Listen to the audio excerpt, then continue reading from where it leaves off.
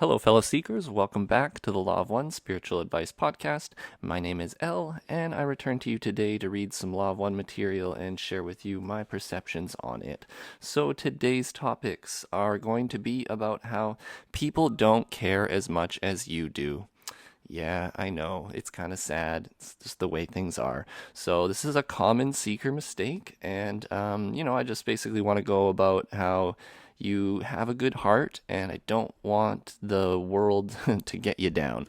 How it is very easy to put yourself out there in your vulnerability and have people stomp on your heart and things of that nature. So, you got to remember to be kind to yourself and understand free will to the point that you are not letting unnecessary burdens burden your mind.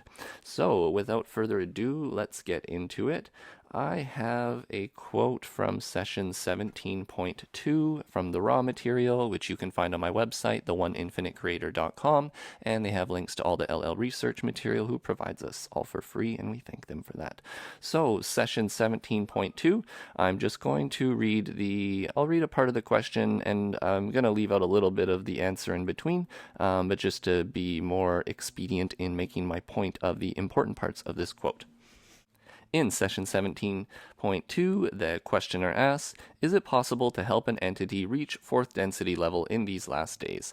And if I can just interject here, L speaking, reaching fourth density is another way of saying, to graduate from this third density experience that we currently inhabit. Another way, I guess, would be to say, like, to awaken to the sort of truth of the lessons that you are having. Is it possible to help another person awaken to the truth? So, Ra answers, I am Ra. It is impossible to help another being directly. It is only possible to make catalyst available in whatever form, the most important being the radiation of realization of oneness with the Creator from the Self, less important being information such as we share with you. And then they go on to say a little bit later, we cannot offer shortcuts to enlightenment. Enlightenment is of the moment, is an opening to intelligent infinity. It can only be accomplished by the self for the self. Another self cannot teach learn enlightenment, but only teach learn information, inspiration, or a sharing of love, of mystery, of the unknown that makes the other self reach out and begin the seeking process that ends in a moment. But who can know when an entity will open the gate to the present? End of quote. Okay, so you can see they start by saying it is impossible to help another being directly. I guess where I want to lead this, and they state here, it is only possible to make catalyst available in whatever form, the most important being radiation of realization of oneness with the Creator from the Self. Less important being information such as we share with you. So, the information that we are sharing right now is sort of less important than the overall feeling and the love that you're maybe feeling from listening to this podcast and my attempts to, share whatever this truth is with you and get to experience the essence of my being. This allegedly is more, it speaks to you more than maybe the certain words that I am picking and choosing to make available to you. So we can go a little further with that even, in that, it's impossible to help another person directly. A common seeker mistake is you are learning the truth and you're seeking the truth, and when you do that, you will find the truth. Knock on the door and it will open to you. However, as you do that, you will see the truth, and with seeing the truth, you will naturally see more deception and more lies and more non-truths. You will see more distortion. And so I suppose what happens is that as you notice all of these good things of truth, then at the same time you see the shadow side of those truths, meaning you see the truth, well, then you see where other people may be living in lies.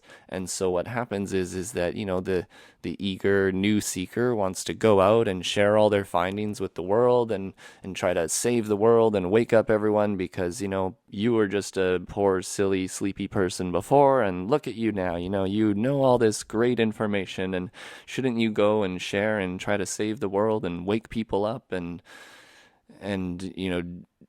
do something magnificent, well, you can do that, and that's okay. However, you need to understand that change always starts with yourself. We, in our minds, are like to easily project onto others our own interior world, and it's sort of a double-edged sword in that manner, where you are trying to, you're trying to save, or you're trying to fix something outside of yourself, but there will seemingly always be something to fix outside of the self. And what is maybe more important is that you work on yourself and fixing yourself, instead of putting your expectations of fixing things out on the world and then being let down when the world will wag on as it will in its free will, and you will be sort of let down in because your attempts to serve go unnoticed, or even worse, are stomped on and made fun of by others, or just not deemed important, maybe is another way. So things you see are mostly for you to see, not for you to point out to others who have their head in the sand and are choosing complacency. Free will is like that. Free will is a bee, as I say. Free will is a bee. Why? Because, well, it's just a constant thing that I run into over and over with myself. I called it a common, like, beginning seeker mistake. It's a common mistake all the time with me, and I've been in this sort of seeking the truth somewhat consciously for maybe like 15 years or so, and I still do this all the time, which is I put my expectations of well, I assume that other people are interested in self-development and interested in seeking the truth and interested in not living in lies and deception and self-deception. And so I maybe see distortion in somebody else, and I think to myself, like, hey, I see that part in me. I have that part of me that exists, and this is what I've done to help myself. And, maybe I should share that with that other person in attempts to serve them, in attempts to hopefully help them, right?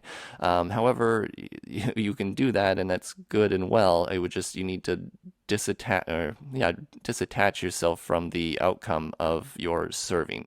If people wanted to know the truth and seek the truth and seek non-distortion, they would already find it. Like, that is the important thing that I've learned. Free will is really a powerful force. If you seek, you will find. So if you're seeing somebody who seems like they're living in distortion and not seeking and not finding, I would just ask you to consider that that is their free will choice, and maybe they don't want to wake up. Maybe they don't want to see the wider perception. Maybe they're completely fine and complacent with where they are right now. I mean, in my opinion, is that a good thing? No, not really. I mean, to a degree, it's nice that they're living in the now, maybe.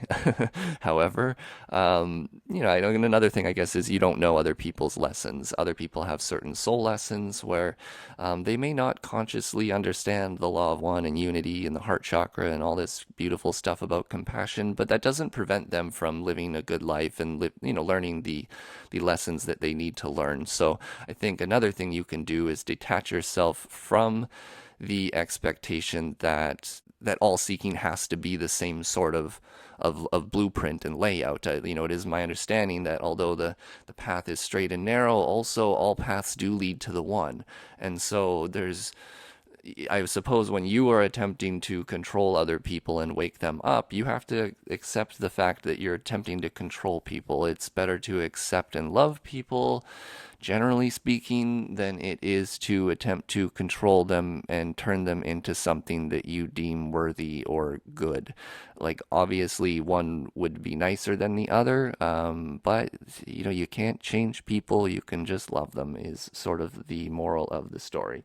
And I will just read you another part of, well, in between the answer of the ones that I gave you with Ra here.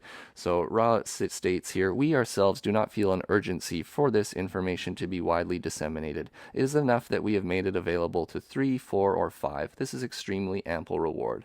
For if one of these obtains fourth density understanding due to the catalyst, then we shall have fulfilled the law of one in the distortion of service. We encourage a dispassionate attempt to share information without concern for numbers or quick growth among others. That you attempt to make this information available is, in your terms, your service. The attempt, if reaches one, reaches all. And that's exactly it. You can only really do what you feel is best. So what I'm suggesting here is you be the change that you want to see in the world instead of going out and attempting to change others. It is hard enough work to change yourself. I think that is a big enough project with enough responsibilities and complications that you should be able to spend a lot of time in that area working on yourself.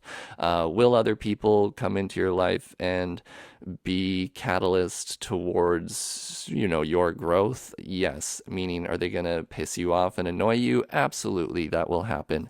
But, Ross states somewhere else, which I don't know the exact quote, but something like, the biggest catalyst in any being's life is other selves.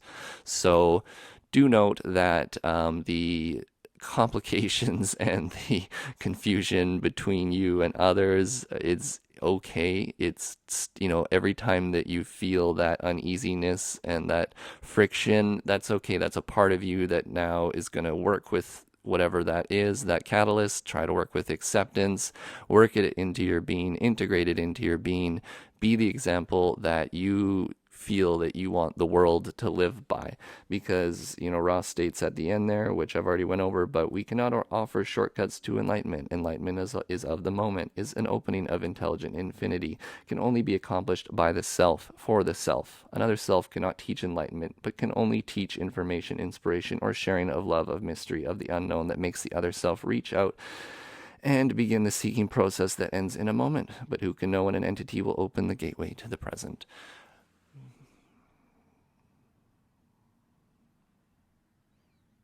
There's no information I can give you that is going to enlighten you. You have to seek that enlightenment in the moment, in yourself, and have a inner satori, an epiphany, whatever you would like to call it. That moment of sheer beauty where your heart opens and flutters up into the third eye of the mind, and you have this sort of intense feeling of being in the present, in the now. That is the power. That is beyond words. That is silence, radiant silence. And that is the essence of your being. That is the essence of what you are here to do. And that, in my understanding, is your best way to serve others as well. You be who you are and radiate love. And, you can put the philosophical and the conspiracy and all the knowledge that you have in the world aside, and just remember that, giving somebody a hug, looking them in the eyes, telling them I love you, something very simple, is possibly more valuable than all the books and words and enlightening information in the world. I was just having a conversation actually with some people who approached me this weekend who are very, church-loving, religious folks talking to me about Jesus. I am not a hater of Jesus. I love the Jesus guy, right? So I was talking to them and very politely, and we got into some dogmatic stuff about like you have to accept Jesus Christ as your Savior, etc., as they will. I always like to explain it's a sort of a metaphorical thing with Jesus, meaning like, come to the Father through me, through the heart, through unconditional love, through love and compassion for others. Anyways, the point of my story is that this made me think about how if, say, like you were mute and the other person was mute and deaf, like we all couldn't talk and hear, and we couldn't say the word Jesus or whatever, right? Like how would you try to connect with somebody to explain to them these fourth density values of love and compassion and understanding? How would you do it without words? Well, I guess that's what you should think about, right? How would you do that? You would have the eyes and the eyes and face of compassion, right? You would have to look at somebody and try to get across love and compassion in a nonverbal way. And so whatever that means to you, I just, think of that thought. The creator and love and compassion is beyond words and beyond philosophizing. And in essence, we are all the creator. And so we are love. And so you just got to figure out who you are, be that love that will serve others. And so with that, my friends, I hope that served you well. Thank you for listening. If this podcast made sense to you, you can help support this podcast as I seek to freely give this and not put it behind a paywall or anything. I appreciate freely given support. So at my website, the1infinitecreator.com, you can scroll down to the support section. I also have links to download of all this stuff for free. And, if you like, share, subscribe to the channel, that always really helps with the people seeing it. So thank you for listening, and I hope you have a wonderful week. We will talk again at the end of the week. Take care.